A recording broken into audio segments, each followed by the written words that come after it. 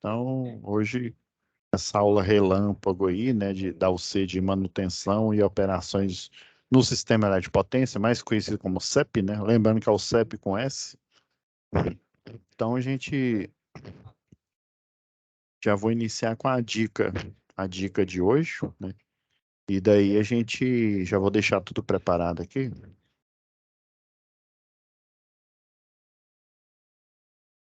Nossa dica da aula. Eu vou deixar pronto aqui. E aí a gente, logo depois da dica, desculpa aí, gente. Tá difícil essa gripe, hein? O curso inteiro, né? O professor com essa gripe. Vamos lá, então. Já deixei pronto aqui na agulha. Então, hoje a gente vai falar de uma dica e relembrando, né? Que os vídeos aí do Senai Play, né? Assim como o professor presencial, o monitor, né? O monitor que te ajuda, né? Às vezes ele manda mensagem, você manda mensagem para ele, né? Sobre correções, né? O tutor EAD, aí junto com o material auditado, né? Ele já facilita, né? Essa comunicação e facilita você a ter, né, os melhores resultados aí. Então, vou compartilhar na tela total aqui. Aí eu mostro essa dica.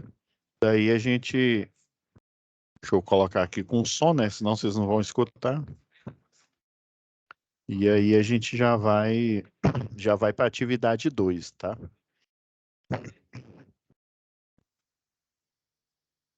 Beleza? Então, estão vendo aí. O som já coloquei para compartilhar, né? Mas já deixei até aqui na agulha, né? Aproveitando aí que a segunda atividade são procedimentos em linha viva de distribuição, né? Aí eu peguei esse documento aí, que ele é homologado pela concessionária local, aqui, no caso aqui ele tá assim, o signatário é a Enel, né? Mas esse documento, obviamente, né, ele vai sofrer uma mudança, que é a mudança básica, que é no logo, né? Daqui uns dias ele vai estar na Equatorial. Provavelmente, eu falo provável, né? Porque eu não sei, né? Mas com certeza, eu não vou dizer, eu vou já dizer com certeza. Na Neo Energia ou em qualquer outra concessionária de energia, existe um documento semelhante a esse aqui, que ele, né, regras, diretrizes da concessionária local relacionado ao trabalho. Assim como eu mostrei, se eu não me engano, acho que eu mostrei para vocês na aula anterior. Se eu não mostrei, eu vou abrir ele aqui agora, aqui, depois da dica aqui. Mas, assim, existe uma regra para manutenção, montagem, qualquer serviço com a rede, eles chamam de rede morta, né, com a rede, mais conhecida como rede desenergizada, e do mesmo jeito, existe um documento padrão para manutenção, para montagem, né, uai, professor, montagem com a rede energizada? Na verdade, eles utilizam duas equipes.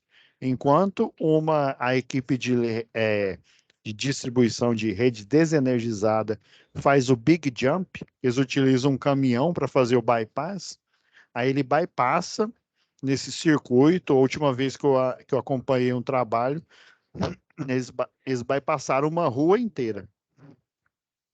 Esse caminhão ele tem um linhão, né? Esse carretel, aí tem um cabo para a rede subterrânea, aí eles interligam, né, a chave do último ponto da rede até o encabeçamento final, né, dependendo do que tiver. Aí esse big jump, ele faz o quê? O bypass do circuito. Daí, momentaneamente, quando ele faz o bypass, né, a equipe de linha viva vai fazer isso, ele bypassa, aí o cabo ele vai pelo chão mesmo, que é um cabo com várias camadas, né? Ele tem 3 camadas internas, que são as fases, cobertura de proteção, obviamente, né? Senão entra em curto-circuito, 3 cabos internos, daí ele existe essa proteção, e em volta você tem o cabo de terra, ou de aterramento, que ele é semelhante para a rede compacta, né? Igual lá na rede compacta a gente tem o cabo mensageiro, né, que é o terra que fica pelo alto. Já na rede convencional, o terra ele fica enterrado, literalmente, né? Então tem essas duas diferenças. Daí ele vai ter a cordoária de terra fica do lado externo, e aí esse cabo é como se fosse um cabo PP, né? De 3 polos, na verdade são 4, né? Porque tem as 3 fases e o quarto polo, que é a armadura, que seria o aterramento, né? A cordoária de terra. Então, aí nesse Big Jump, eles interligam esses cabos para o quê? Para momentaneamente desenergizar a rede onde ele está passando, para eu poder fazer a manutenção. Aí a equipe de linha viva faz o Big Jump para o serviço, espera a equipe de rede de distribuição desenergizada fazer toda a troca de, né, por exemplo, a última vez que eu acompanhei, eles trocaram a rede convencional de cabo nu para uma rede compacta do lado da média tensão e para a rede multiplex para o lado da baixa tensão. Fizeram toda a troca, terminaram, colocaram os postes, né? Tinha um poste lá que não estava no tamanho adequado. Fizeram toda a troca, tracionaram cabos e tal. Depois que fizeram tudinho, deixaram tudo pronto para a chave, onde está um ponto do Big Jump e a outra aqui, né? Aí eles pararam o serviço e entregaram para a linha viva. Aí a linha viva retirou o jump e energizou a rede automaticamente. Então, às vezes, as duas equipes trabalham em conjunto. A de linha viva faz geralmente um bypass, né, um desvio da energia. Depois a de rede morta, né, a rede desenergizada, faz a manutenção, a montagem necessária, a atualização do sistema, né? Que hoje em dia, em todas as concessionárias do país, há um movimento de trocar essa rede nua, essa rede convencional, né, que ela ocupa muito mais espaço, tanto na parte aérea aí, impacta muito nas podas de árvore, né? Por exemplo, numa rede compacta, a poda de árvore ela é muito menos agressiva, né? Então, há todo esse movimento. Aí eu separei esse daqui de posto de combustível para a gente, né, dar uma falada nele, uma analisada, daí a gente volta à nossa programação normal.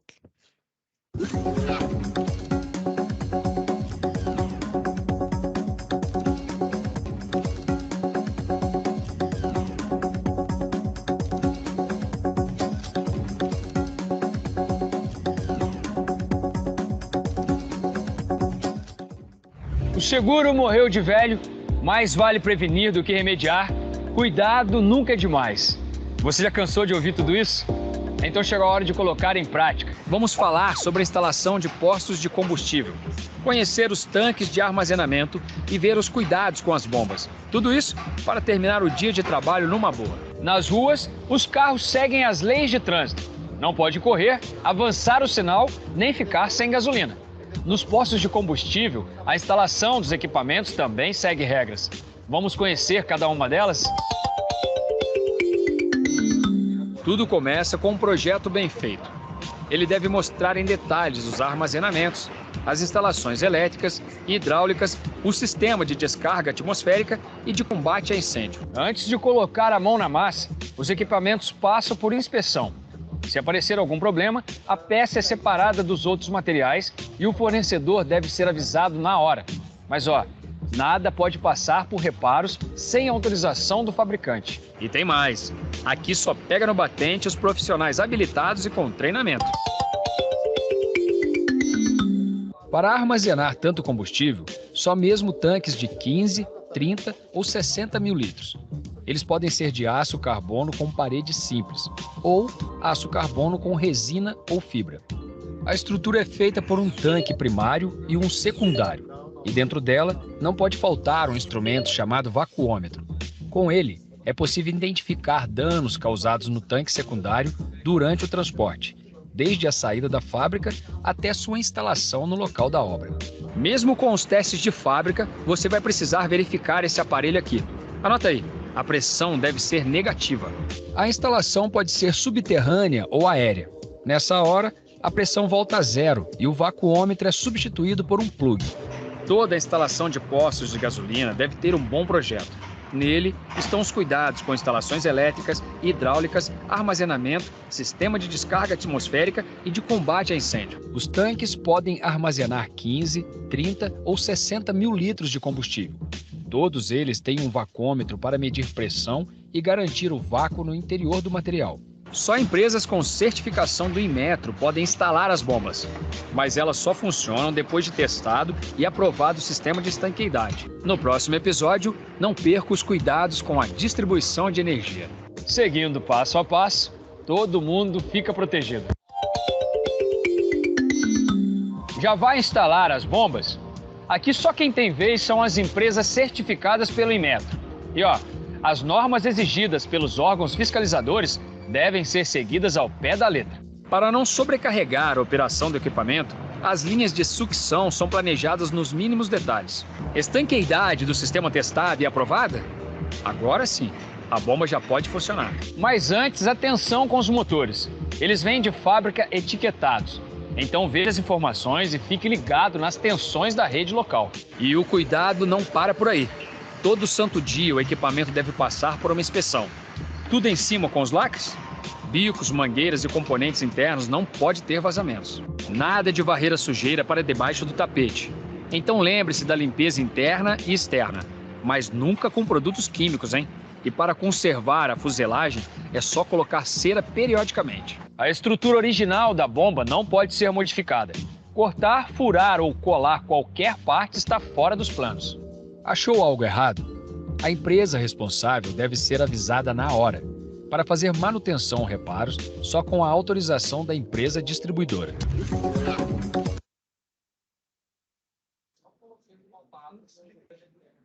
Pessoal, assim, esse aqui... Ah, não, tá, voltou aqui.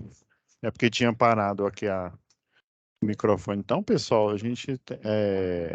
esse tipo de instalação, inclusive, né, segundo a NBR 5419, né, que são aí de aterramentos, é de alto grau de risco.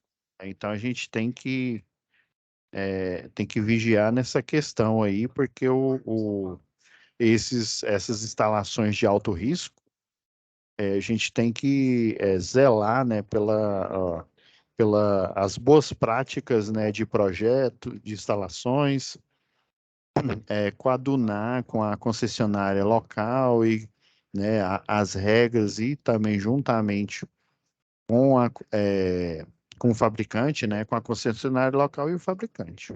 Bom, então, pessoal, só para relembrar vocês, né, essa matéria ela é relâmpago, né, ela é bastante rápida. Ontem a gente viu atividade 1, né?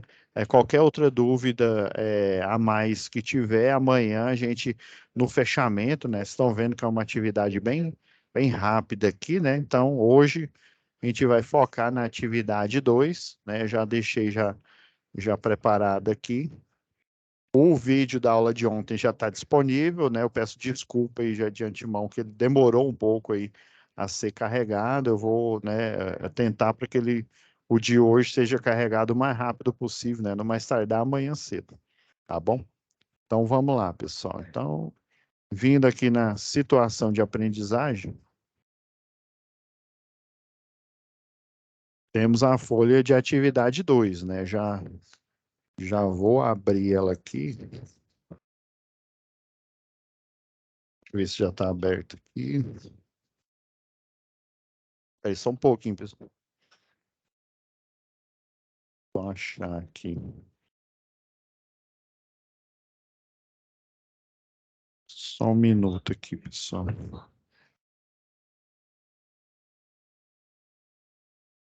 Ver se eu acho aqui a...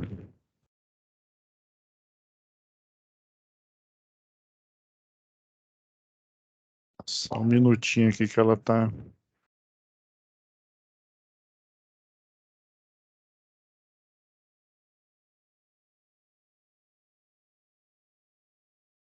Peraí, pessoal.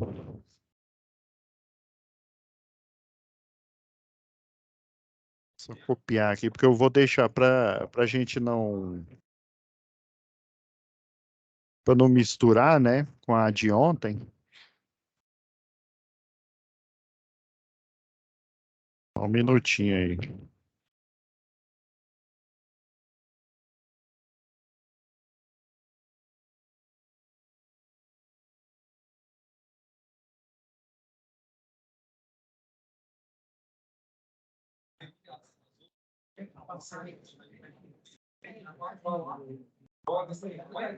Para não misturar aqui, pessoal.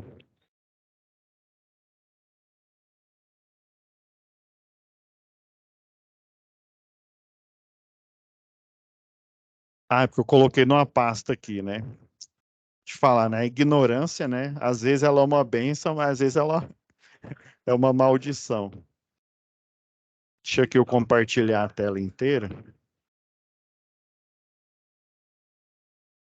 Então, vocês vão baixar. Essa daqui é a segunda atividade, né? Então, atividade 2.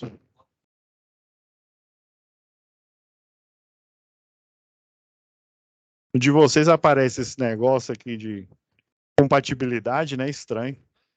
Então, vamos lá, gente. Eu até deixei aberto aqui um SCORM aqui separado. Que aí vocês encontram tanto no SCORM quanto aqui, ó. Atividade 2, né? E também, quando vocês vão, eu abri numa página separada, né? Então, aqui está o resumo lá no próprio SCORM. Ajude o Fabrício a planejar uma manutenção preditiva. Quando a gente fala de preditiva, né, é de prever alguma coisa. Mas no caso de sistema energizado, pode ser, viu, que o pessoal detecte que isso já aconteceu, né? Que o isolador de uma chave fusível ou de uma chave faca ele esteja danificado. Ah, professor, mas aí vai cair na mesma questão da atividade de ontem, né? Deixa eu... Lá da substituição de chave faca, né? Inclusive, usa aquelas 5 regras de ouro que o senhor falou, né? Daí, aí vem aqui, né? Utilizando, né, o documento aqui, esse documento ele é homologado pelo Departamento de Segurança da concessionária local que vocês têm, né? Então, né, aí mostra, né, o seu parceiro, depois, aqui, ó, aí, colocar a cruzeta, bem aqui, ó, preparar os jumps, os conectores, selecionar as ferramentas adequadas, que aí o seu colega vai colocar aqui na, na cestinha aqui, né, você vai içar ela, daí depois você pega a chave que está com problema e desce. Uai, professor, mas isso a gente já viu ontem, né? Qual é a necessidade? E o Kiko, né? Qual que é a necessidade de uma equipe de rede energizada, ainda mais que é perigoso, né? E lá na NR10, o senhor não falou aí de boca cheia aí em aulas anteriores que a NR10 ela prima por o serviço com a rede desenergizada, com as 5 regras de ouro. Mas na mesma NR10 existe a previsão para trabalhos com rede energizada, quando é o caso. Então, quando é o caso, professor, né, me especifica. E o caso é quando eu tenho circuitos, eu até acho que eu comentei lá em projetos elétricos industriais com vocês do ano passado, que uma indústria, por exemplo, ela tem contratos, e esses contratos de demanda, né, além dela pagar a conta de energia que está dentro do contrato de demanda, né, diferente do residencial ou um pequeno comércio, né, que ele paga aquilo que ele utiliza, né? Se ele não utilizar, no máximo que ele vai pagar é o serviço medido, né? Já o industrial, não. Eu estava até olhando de uma mineradora aqui que eu fiz o prontuário de instalações elétricas, eu fiz a inspeção, depois eu criei o cronograma de adequações e passei para ele. Em média, a conta de energia dava 53 mil reais e pouco, né? Então, todo mês, faça chuva, faça sol, né? Eles pagam os 50 e tantos mil, né? 53 mil reais, né? Se usar ou não, o contrato de demanda é assim.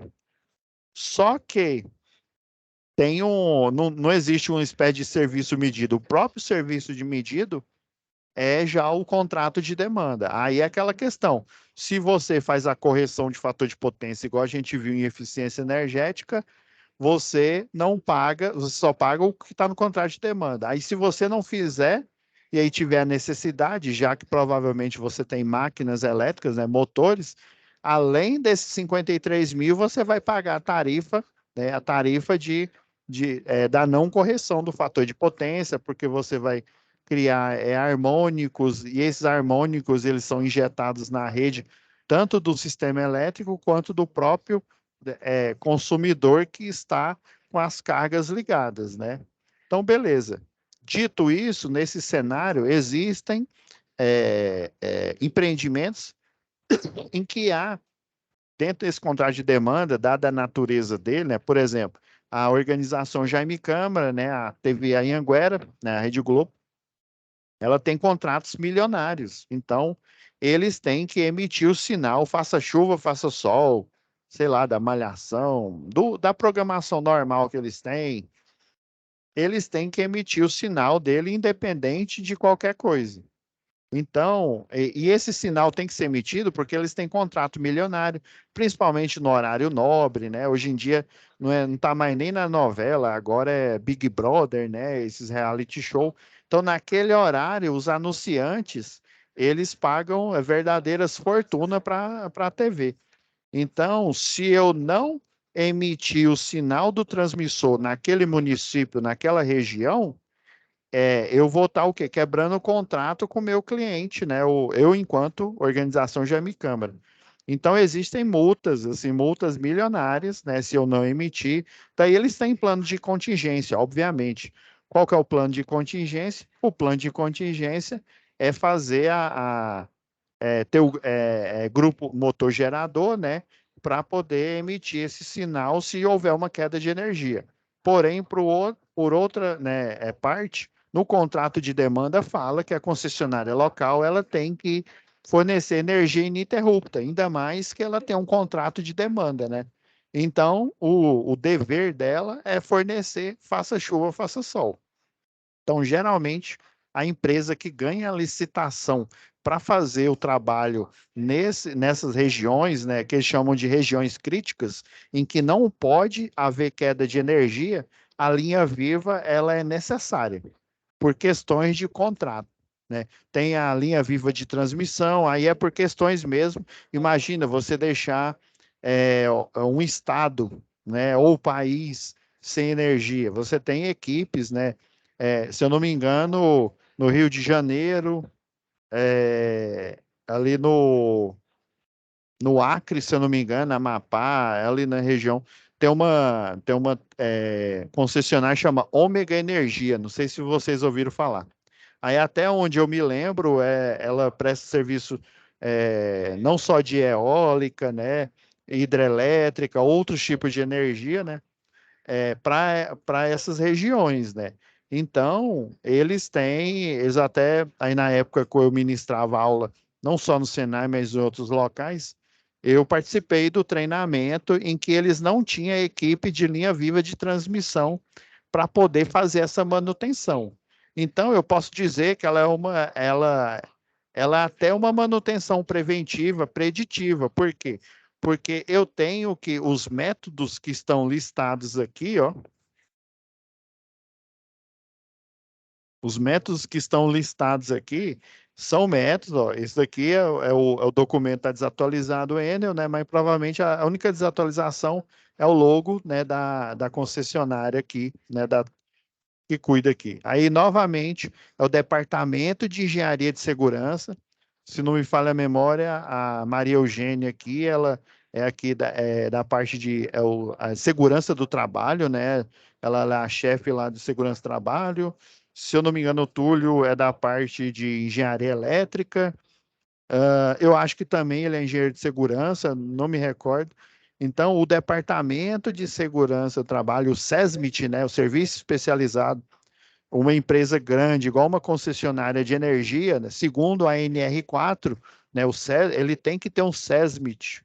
E daí existe a CIPA, né, que aí é o pessoal de ponta de lança, né? Geralmente quem faz parte da CIPA, principalmente em rede de distribuição, é o pessoal que é os que estão ali na linha de frente, os ponta de lança, os que fazem os serviços propriamente dito, que fazem a máquina girar, né? Aí já do SESMIT é questão de elaboração de documentos, com a ajuda do pessoal da CIPA, né, da Comissão Interna de Prevenção de Acidentes, eles elaboram esses documentos aqui, inclusive, né, eu já ministrei treinamento junto com um eletricista, um dos mais conhecidos aqui na região, o Levi. Inclusive, né, a gente já acompanhou na região aí do Recife, na região de Olinda, né, treinamentos, né, porque ele já tem bastante conhecimento, então, sobre a supervisão dele e a consultoria, o pessoal elaborou esse documento aqui. Só para vocês terem uma ideia, tem uma empresa muito antiga aqui na região, eu não sei se ela pega serviço aí na região de vocês, a Hotline. Ele trabalhou fazendo, né, aprendendo os procedimentos e depois, né, com experiência, elaborando esses empreendimentos para a Hotline, né? Então, é uma empresa assim já bem antiga e já consolidada bastante no mercado. O pessoal do CEP aí, da parte de linha viva de distribuição, linha viva de transmissão, né, conhece, né, bastante o serviço da Hotline. Muitos profissionais extremamente capacitados e que têm muitos anos de carreira, eles participaram na elaboração dos documentos originais e hoje em dia, né, eles participam também da equipe de consultoria das concessionárias de energia aí pelo país, né? Então, esse documento foi elaborado, né, com a supervisão e aprovação deles, né? Inclusive, geralmente, né, toda concessionária de energia, a Neo Energia, a Energisa, por aí vai, tem um documento, se não for igual, ele é o quê? Semelhante, dada as estruturas de rede padrão. Por exemplo, aqui em Goiás tem a rede convencional, a rede compacta, né? Aqui existe, por exemplo, a CE1, deixa eu ver se dá para desenhar aqui. Só para vocês terem uma ideia aqui, ó. Aqui existe a CE1A, a CE2, CE3, isso que é da rede compacta, e a CE4. Só que, segundo a NBR, né, 1688, se eu não me engano, depois a gente vai ver isso melhor em projetos do CEP, ela tem mais estruturas. Aí, por exemplo, aqui, né, Goiás, né, agora é Equatorial, né, antigamente ainda, tem esses 4 tipos de estrutura. Já na Energisa, acho que é assim que escreve, não sei se é com S ou com. Já na Energisa, aí dependendo da empresa, você tem, além dessas 4 estruturas, você tem uma a mais, que é a CE1. Vai, professor, muda só a letra? Muda a letra. Mas, por exemplo, a CE1A, ela tem, eu vou só desenhar aqui para a gente não perder tempo, né? A CE1A, ela tem o braço tipo L. Aí ela tem um estribo aqui que ele segura o espaçador losangular, que o pessoal chama de cavalo marinho. Tem um espaçador losangular, né?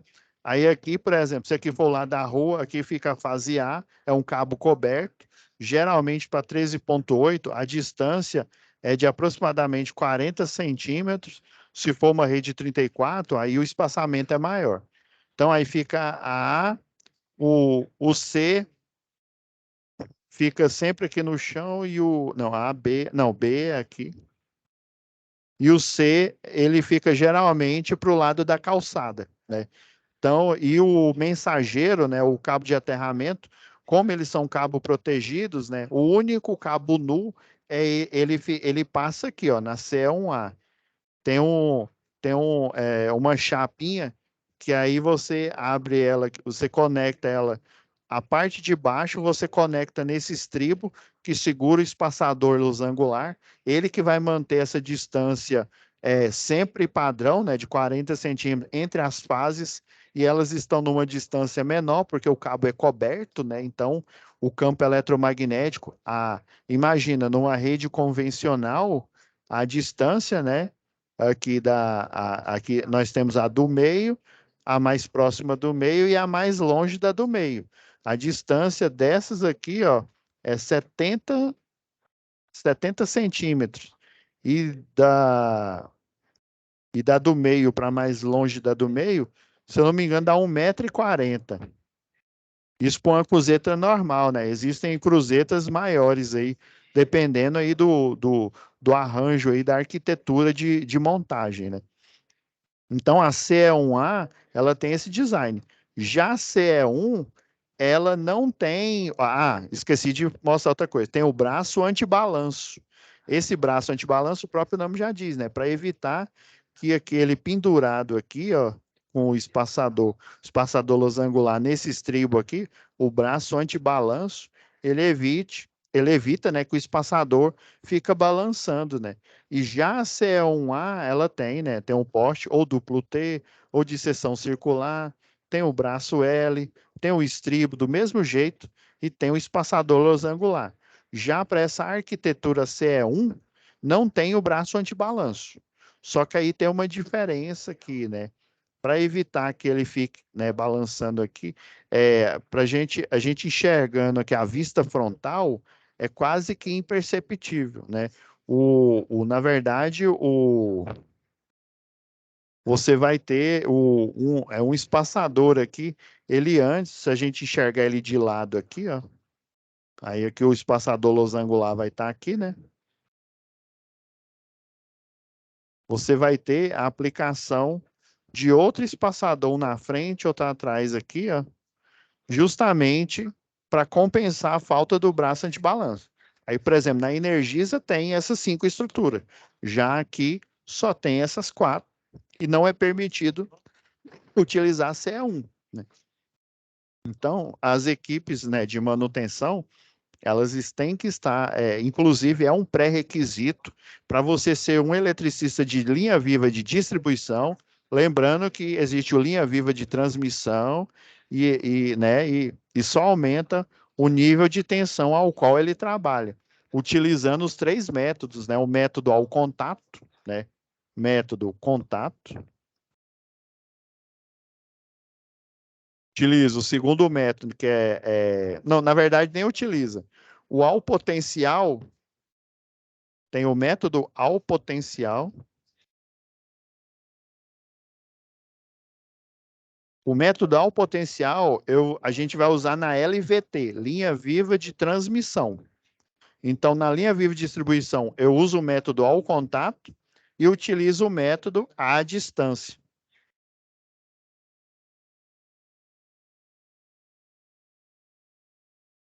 Linha viva de distribuição, usa o método 1 e o 3, né? Ao contato e à distância. Já a linha viva de transmissão, você utiliza o método ao potencial, utiliza também o método à distância. Já o contato, o campo eletromagnético, ele é tão forte que aí eu tenho que utilizar uma roupa diferente, além da roupa com tratamento anti-chama. Eu tenho que utilizar uma roupa que vai servir o quê? De gaiola de Faraday. Ela tem um tratamento químico, né? Se eu não me engano, não sei se é cloreto de prata, é um tratamento químico no tecido. Roupas antigas, elas tinham 3 camadas, por exemplo, a camada normal, né, com anti-chama, uma malha metálica no meio e o tecido, né, com um tratamento na parte interna. Esse é um modelo antigo. Aí tem o modelo novo, né, que você tem essa malha metálica junto com esse produto, né, de prata lá, que é para meio que metalizar a roupa, né? Você tem ele entrelaçado, né, no mesmo tecido, além desse tratamento, né, químico aí com a prata, para fazer com que você vire o quê? Uma gaiola de Faraday. Qual que é? Lembra lá a eletricidade básica? O que que é a gaiola de Faraday? A gaiola de Faraday, né? Você dentro da gaiola vai ficar protegido. Por quê? Porque a descarga elétrica que aparecer aqui na gaiola, ela vai o quê? Ficar na superfície externa e daí, né, por exemplo, numa subestação existe esse conceito, né, de gaiola de Faraday. Toda descarga elétrica que vier aqui, ela vai ser o quê? Vai ser drenada pelo sistema de aterramento, e aí no sistema de aterramento, logo mais abaixo, você tem as malhas de terra que vai fazer essa drenagem, criar a superfície equipotencial, só que essa superfície equipotencial vai ficar abaixo do piso lá de concreto, né? Que aí superficialmente você não vai ter nenhum potencial aqui, né? Perigoso, ele vai estar mais abaixo aqui no solo. E a gaiola de Faraday, ela mantém quem está dentro da gaiola protegido. O campo elétrico aqui fora da gaiola, ele é diferente de zero, ou seja, ele tem um valor, né, 25 milhões de volts, dependendo, 145 kilovolts, ou seja, uma tensão altíssima e, consequentemente, né, uma corrente elétrica altíssima aqui. Já o campo elétrico interno aqui vai ser igual a zero, porque a descarga elétrica, ela não vai à superfície interna da gaiola de Faraday. Essa é o quê? É algo inerente, né, que os cientistas descobriram, primeiro lá com Franklin, né, e outros cientistas, e principalmente, né, com o Benjamin Franklin, e descobriu esse princípio que a gente estuda lá em eletrostática, né, lembra? Em eletricidade. Temos a eletrostática, que a gente estuda esses princípios, né? O princípio do poder das pontas, por exemplo. Temos a eletrodinâmica, análise de circuitos, né? Cálculos de potência, tudo que a gente tem visto até agora. E tem o eletromagnetismo, né? O princípio de funcionamento de transdutores, né? O que é um transdutor? Você tem um transformador que ele converte energia elétrica em energia magnética, e essa energia magnética, com outro enrolamento, ele vai converter para energia elétrica de novo, só que o quê? Utilizando o princípio lá das espiras, das bobinas, diminuindo o nível de tensão, né, para o secundário da rede de distribuição, por exemplo, e transformando o que era 13,8 em, por exemplo, né, 220 ou 127 volts, beleza? Então, o motivo principal da existência de uma linha viva de distribuição, a LVD, ou linha viva de transmissão, LVT, é porque esses circuitos críticos não podem o quê? Ter desenergização, né? Queda de energia, porque senão a concessionária local, quando ela lavra esse documento, né, com direitos e deveres, né, do contrato de demanda com aquele cliente, ela não pode, né, mesmo que ele tenha os planos de contingência, que é ter grupo motor gerador, né? Ah, beleza. Então, esse documento, toda concessionária tem, inclusive, né, as terceirizadas, elas têm acesso justamente para poder o quê? Ter não só acesso às regras, né, mas poder fazer os treinamentos, né, dependendo aí da empresa. Eu tenho um engenheiro eletricista, um engenheiro de segurança do trabalho, que faz esses treinamentos, né, por exemplo, os mais costumeiros, né, o NR10, o CEP, que é para todo mundo que trabalha com energia elétrica, treinamentos específicos aí, por exemplo, né, tem uma outra norma, se eu não me engano, acho que eu até mostrei ela para vocês aqui.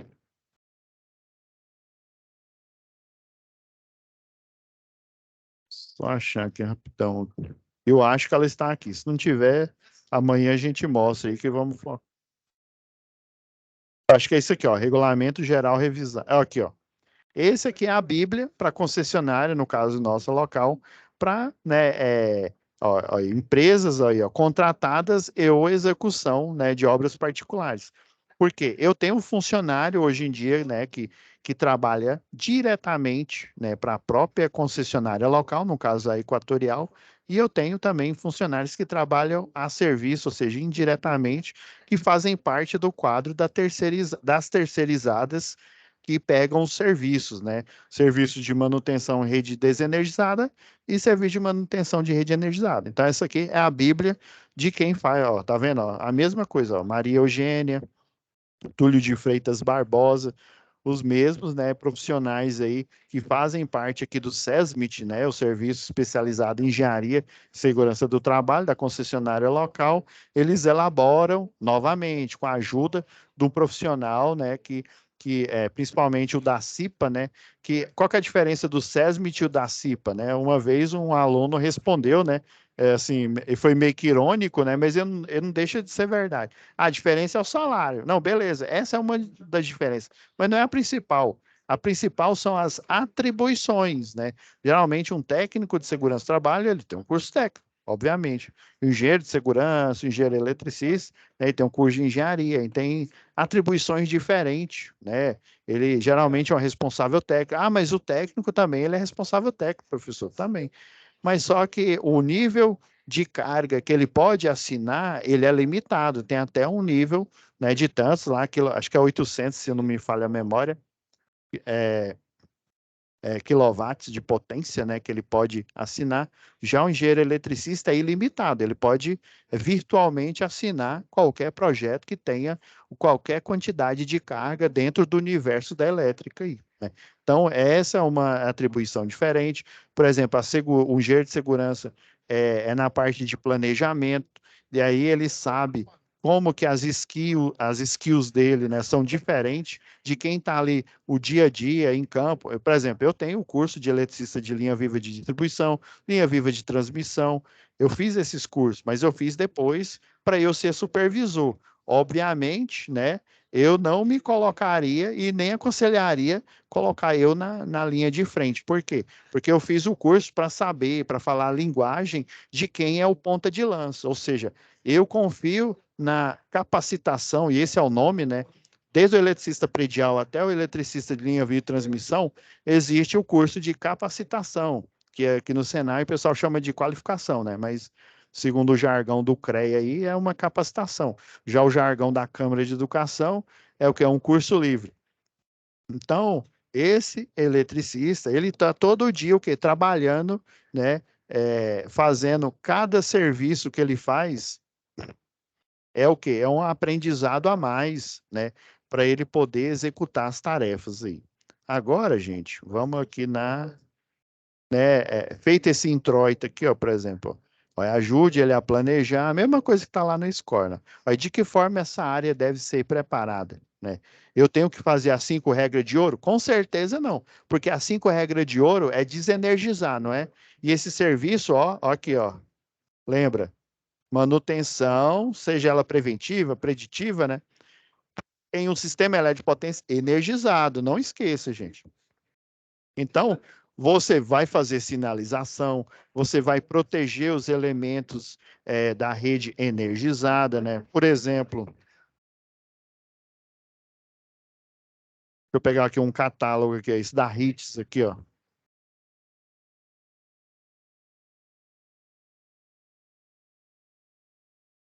Vou pegar o pessoal, aqui, ó, o pessoal está utilizando, né, o método à distância nessa rede aqui, ó. Provavelmente essa rede está numa configuração triangular aqui, ó. Os isoladores, dependendo aí do tipo de estrutura, né? É uma 34,5. Ó, ele tem um isolador aqui que ele fica no próprio poste. Esse daqui, se não me falha a memória, ele é de concreto armado. Vocês estão vendo, ó, que eu tenho 3 isoladores de disco, só que em vez dele estar tracionado aqui, ancorado, né, sendo puxado pela estrutura, ele está o quê? Está suspenso, semelhante a uma linha de transmissão. E daí, ó, e principalmente na rede 34, qual que é o primeiro serviço que você faz, né? Você posiciona o caminhão, né, o caminhão de linha viva, de forma adequada no local aonde você vai fazer o serviço. A primeira coisa, né? Daí, né, com o caminhão de linha viva posicionado no local, né, no local onde você vai fazer a manutenção. Daí você liga o caminhão, né? Você mantém ele ligado. Aí você vai fazer a transferência de potência, que você tem uma empresa aqui, inclusive a Tecmarx, que ela faz essa personalização de caminhões, né? Caminhões normais em caminhões de linha viva de distribuição. Ou seja, a tomada de força hidráulica ela vai ser transferida para o caminhão, né, que normalmente é utilizada para ele se movimentar, para você fazer a locomoção do braço do conjunto do cesto aéreo. Então, você vai, primeiramente, posicionar esse caminhão, né, aqui do lado do poste, né, daí vai fazer os procedimentos, fazer a transferência do conjunto de potência, fazer, colocar as sapatas, né? As sapatas para você pôr as patolas e fazer o quê? A estabilização do veículo. Eu vou deixar, eu tenho uma aula aqui, inclusive, eu vou deixar ela. A gente vai ter um workshop, né? Já fazendo spoiler aí para frente, um workshop aqui e um dos palestrantes, né? Que eu tô cotando aqui para chamar para dar opinião aqui para vocês de como que é esse sistema é o engenheiro Hélio Domingos, que é o relator da NR35 de trabalhos em altura e também, né? Ele é o responsável por elaborar. Ele é engenheiro mecânico, engenheiro de segurança do trabalho, elaborar o que é o anexo 12 da NR12 aqui, que é o quê? Que é você fazer o posicionamento, né, a preparação do caminhão de linha viva de distribuição, que é o primeiro passo. Aí você vai fazer o aterramento temporário do caminhão. Quer ver? Ó, deixa eu... Ah, tá aqui, ó. Basicamente, ele elaborou esse manual aqui, né? Ele está lá na página lá das normas regulamentares aí da Secretaria do Trabalho, né? Então, ó, você tem o caminhão de linha viva, né? Ele tem, dependendo aí do tipo de serviço que você vai fazer, às vezes a lança aqui, ela é protegida, às vezes ele tem uma proteção aqui, ó, quer ver? Você tem uma espécie de um calço instalado bem aqui. Aí esse calço ele vai isolar eletricamente o cesto. Aí, por exemplo, tem um cesto que você põe, chama line, que é uma espécie, é como se fosse um balde, né? Uma estrutura que você coloca no cesto de linha viva para você poder não só isolar, né, essa parte do cesto do resto aqui do caminhão. Por exemplo, quando você abre uma dessas portinholas aqui, né, você tem acesso aos equipamentos, às varas de manobra, às coberturas que são aplicadas. Geralmente, as coberturas, ó, chama esses conjuntos aqui isolados, eles formam uma cruzeta isolada. Por exemplo, você tem colares aqui, esses colares aqui são elementos de fixação e eles têm para ambos os tipos de poste, né? Tem para o poste duplo T, eu tenho também para o de seção circular. Eles têm um design diferente, dedicado para você fazer instalação aqui. Aí você geralmente você coloca o caminhão, ó, de que forma? Você coloca o caminhão de linha viva, né? Posiciona na região onde você vai fazer o trabalho. Ó, e quais equipamentos de proteção individual? Aí tem os normais, né? O capacete de segurança, o óculos, balaclava, né, que é aquela touca ninja, o calçado de segurança, a roupa específica aqui com tratamento anti-chama, os conjuntos aqui de bastões protegidos, né, protegidos não, isolados, que formam a cruzeta isolada. Você tem o guincho portátil isolado, né? Basicamente todos o detector aqui, ó, esse aqui é um detector de falta de fase, ou seja, ele vai falar na hora que você está trabalhando. Lembra daquele vídeo que eu mostrei do daquele acidente que teve, né? Que aí tinha até um detector desse aqui instalado. Muitos têm um detector instalado no próprio capacete. Aí ele fica parecendo aquelas câmeras da GoPro. Então são esses os tipos, né, de equipamentos. Esses ajustes aqui é na hora de você fazer a montagem.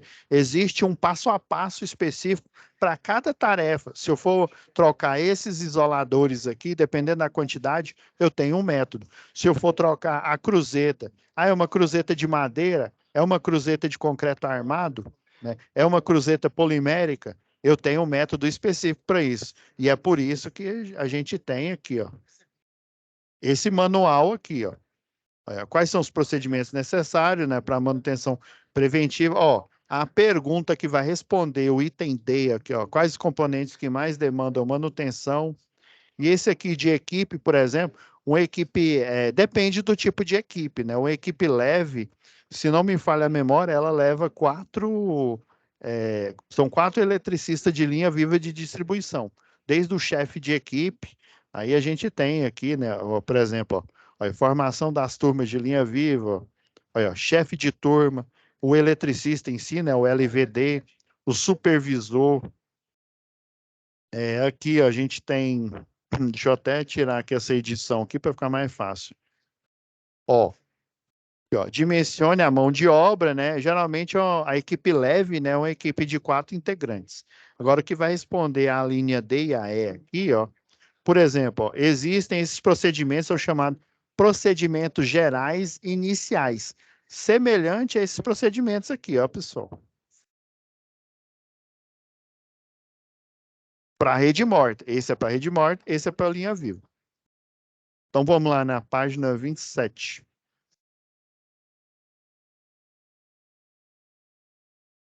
Procedimentos, estão vendo que é a mesma pegada. Existe o pilar do desenvolvimento, inclusive até no livro de vocês, eles colocam bem resumido. Ah, professor, pôs resumido, igual está no livro. Tá errado? Não, não está errado, não. Você fez ele resumido, né? Haja vista que é a primeira vez que você faz um procedimento desse, né? Que você faz uma tarefa dessa, né? A não ser que você já trabalha na área. Mas o básico é o que que você vai fazer, quais os riscos e como que eu vou controlar esse risco. Seja num POP, seja numa instrução de trabalho, que inclusive é a mesma coisa. Então, aqui, ó, desenvolvimento, ó, ir ao local do serviço. Vocês estão vendo que é bem semelhante, ó. Avaliar as condições físicas do poste, né? Se é um poste duplo T, se é um poste seção circular, que aí dependendo do tipo de poste, as ferramentas que eu vou escolher vão ser diferentes. Aí, condições de acesso possível, de acesso possíveis empecilhos, às vezes tem uma árvore, né? Às vezes tem vespeiro, aí eu tenho que utilizar um tipo específico, ou às vezes até acionar uma equipe para eu poder iniciar o trabalho. Ó, não, eu não posso fazer esse trabalho porque tem, sei lá, abelha Europa aí, né, que é a mais perigosa aí, né? Maribondo surrão, por exemplo. Então eu tenho que acionar essa equipe para ela fazer a limpeza daquele local, né, retirar, né,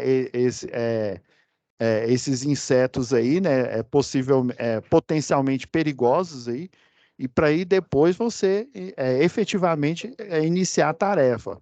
Aí qual que é a competência? Ó, supervisor, encarregado, ó, quais são os riscos? Ó, deixar de considerar os pontos importantes, ó, e material incompleto ou inadequado, e uma máxima de uma equipe de serviço energizado e de linha viva. Não é para você fazer o serviço apressado. Esse vício, geralmente, você pega quando você lembra que eu falei que tem um pré-requisito? Você tem que primeiro ser eletricista da rede morta para ser eletricista de linha viva. Esse é o pré-requisito para o treinamento. Então, né, executando esse tipo de tarefa, geralmente você faz o trabalho com muita rapidez, né?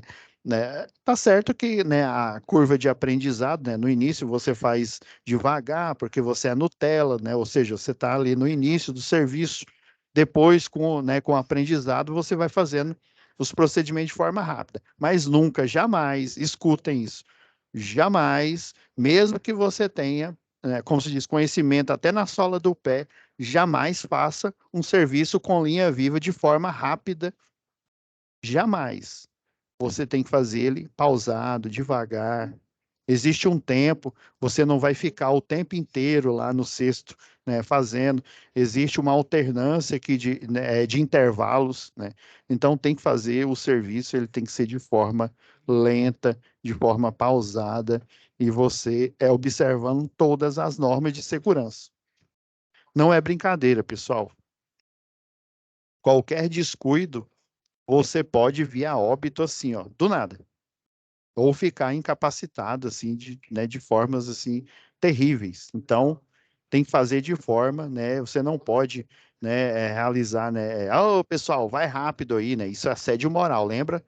Segurança do trabalho, assédio moral. Então, de forma devagar, porque é muito melhor você de forma lenta, pausada, considerando todos os itens de segurança, iniciar, fazer o serviço, finalizar, fechar a OS lá e você poder, né, sobreviver para o próximo serviço e assim sucessivamente, né?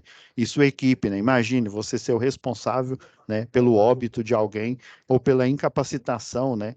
Geralmente, né, infelizmente na nossa sociedade, o membro, né, ainda mais quando é um pai de família aí, quando acontece um acidente desse, aí, dependendo da sua estrutura familiar, ele é deixado de lado totalmente, ele é abandonado, largado na chapada. Então, tenham consciência, pessoal, tenham consciência sempre. Então, ó, passo um aqui, ó. Aí, consultar os mapas, os guias necessários, ó. Tem, irmão, o croquis, né? Ou seja, ele de forma digital, ou seja, ele de forma, né, física ali, né? Aí, se houver dúvidas, consultar o centro de operação e distribuição sobre o número de alimentadores, a corrente aproximada, a bitola dos cabos, a classe de tensão, aonde você vai fazer o trabalho. Ou seja, ele faz um checklist, né, de tudo que é importante, ó. Ó, não, ó, pega a visão aqui, ó. Existência de religador automático no circuito a ser trabalhado. Se tiver um RA, o pessoal chama de RA, né? Se tiver um RA, vou até escrever aqui, ó. Religador automático. Aí, meu jovem, você tem que o quê? Pedir para fazer o etiquetamento, né? Fazer esse desacionamento, que caso haja um acidente, é aquela história. Se eu desabilitar o RA, a energia ela não vai ser desabilitada. Só que se acontecer uma queda de energia, a proteção vai atuar. Se o religador automático tiver habilitado, o que vai acontecer? Vai acontecer um acidente, igual ocorreu naquele que eu mostrei para vocês, né? E daí esse acidente, o que ele vai se perpetuar por mais tempo. Por quê? Porque o RA, né, o religador automático, ele vai estar o que atuante. Então, esse é um dos itens principais, gente. Se fosse vocês, eu já anotava na mente aqui, ó. Verificar se tem um religador automático aonde você vai trabalhar. Dependendo do tipo de circuito, né, da arquitetura da rede, eu tenho chaves faca, né, como normalmente aberta ou normalmente fechada. Existe algumas chaves fusíveis, né, que ela tem vários estágios, né, 3 estágios, ou seja, existe um surto de tensão, às vezes esse surto de tensão ele é curto, aí a primeiro estágio cai, mas aí sobra 2, né, o circuito ainda continua energizado. Só com 3 surtos né, aí que o terceiro estágio cai e aí que você vai ter a desenergização, né, desenergização não, o desligamento, né. Então, lembrar de verificar, principalmente você que é supervisor, né? Você que é da equipe aí de planejamento, né? Que vai fazer a APR, você tem que observar isso. Se tem o religador automático aí, ó. Vai dimensionar o pessoal, se é uma equipe leve, equipe pesada.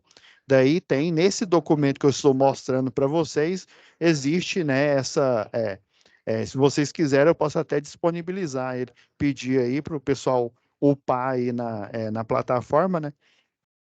E disponibilizar para vocês, né? Que como se diz, é um material a mais que vocês vão levar para a vida profissional, né? Daqui em diante, né? Olha, dimensionar o pessoal, já falei, né? O passo 2, testar e inspecionar luvas, acondicionar. Existe um equipamento que você coloca a luva e daí você infla, né? É chamado de inflador, né? Para ver se ela não tem furo. Se ela tiver furo, ou seja, eu tenho que trocar essa luva. Olha, acondicionar materiais, equipamentos e ferramentas no veículo.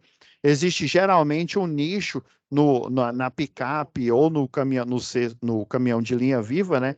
Esse nicho, as ferramentas têm que estar guardadas. A vara de manobra, por exemplo, e os bastões isolados, se você deixar eles ao tempo e eles pegarem chuva, por exemplo, pode haver infiltração de água e daí eles não são mais utilizáveis, né, para você fazer o serviço. Aí, ó, deslocar-se para o local de trabalho, passo 3, ó, escolher o melhor trajeto, ó, dirigir com o veículo cumprindo o código de trânsito, né? Isso, aí, ó, posicionar o veículo ou andaimes, né? Às vezes, dependendo da tarefa, você está numa subestação e aí você tem que montar um andaime isolado para você fazer a manutenção no barramento de entrada, né? Deixa eu ver o que mais aqui. Olha, observar as condições meteorológicas, lembra? Condições adversas, principalmente linha viva, não executar qualquer tarefa. em condições adversas. Não pode. Aí, ó, sinalizar, isolar a área, né, o trabalho, aterrar o caminhão de linha viva, lembra que eu falei, né? O caminhão de linha viva ele tem que ser aterrado. Caso ocorra algum acidente, né, ele tem que estar preparado, né? É diferente do aterramento temporário. Existe o aterramento temporário na rede que desvia a energia e impede a energização e o acidente, e existe o aterramento, né, temporário, só que do caminhão, caso o cesto, né, tem uma energização e por algum motivo, né, uma falha de isolação, essa energia ela passe pelo braço e aí chegue, né, até o chão lá. Beleza, gente. Aí, fazer inspeção no poste em que vai trabalhar e nas estruturas e vãos adjacentes, né, ou seja, correr a linha, né, na estrutura à frente, logo atrás, onde você vai fazer o serviço. Aí, ó, planejar com a APR. Aqui você já está criando subsídios para você formar a análise preliminar de risco aqui, ó. Aí distribuir a tarefa. Tem, né, a pessoa que faz, né, olha, as tarefas serão distribuídas individualmente e o encarregado deverá certificar-se através de perguntas objetivas do perfeito entendimento de cada um, né? Geralmente o encarregado ele fica ali de longe, ele não executa nada, né? Ou seja, propriamente dito, mas ele fica de olho para ver se todo mundo está fazendo a sua tarefa, né? Aí, ó, retirar o religamento automático em serviço, né? Aqui, ó. Isso aqui, ó, traduz aqui, ó.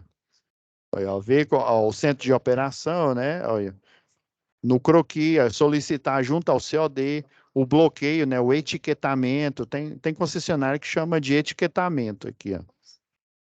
Beleza? Então é isso, pessoal. Eu vou parar aqui que já passou um pouco do horário.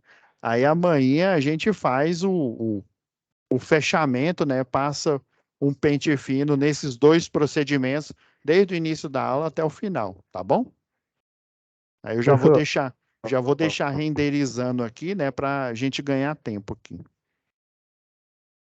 professor, Aham.